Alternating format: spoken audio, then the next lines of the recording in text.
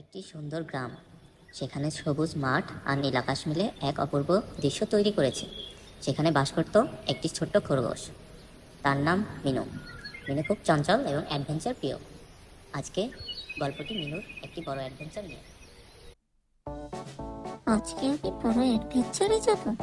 মা বলেছে বনের শেষ প্রান্তে একটি রহস্যময় গুহা আছে, সেখানে গেলে অনেক রহস্য জানা যাবে। মিনু, সাবধানে যেও, বনে অনেক বিপদ আছে, কিন্তু তুমি যদি সাহসী হও তাহলে সবকিছু পারবে। মিনু বনের দিকে যাত্রা শুরু করলো। পথে সে অনেক বন্ধু পেল। প্রথমে সে দেখা পেল একটি বুদ্ধিমান কচ্ছপকে। মিনু, তুমি কোথায় যাচ্ছ? আমি রহস্যময় গুহায় যাচ্ছি, তুমি কি আমার সাথে আসবে?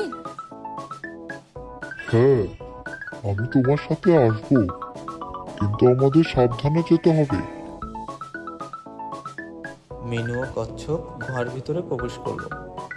গুহার ভিতরে তারা দেখলো একটি জ্বলন্ত পাথর। ও, এই পাথরটা কি সুন্দর! এই পাথরটি খুব বিশেষ।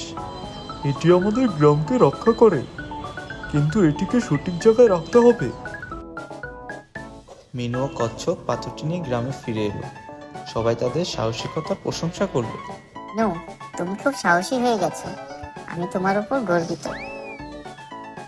ধন্যবাদ মা, আমি জানতাম আমি পারবো।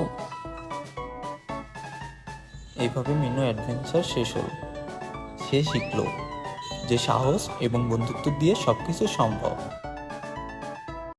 যদি তোমরা সাহসী হও তাহলে তোমরাও অনেক বড় বড় অ্যাডভেঞ্চার করতে পারবে। দেখা হবে পরের গল্পে। ধন্যবাদ আমাদের গল্পটি দেখার জন্য। যদি ভালো লাগে তাহলে লাইক, শেয়ার, সাবস্ক্রাইব করতে ভুলবেন না। দেখা হবে আবার পরের ভিডিওতে। বাই বাই, আসসালামু আলাইকুম।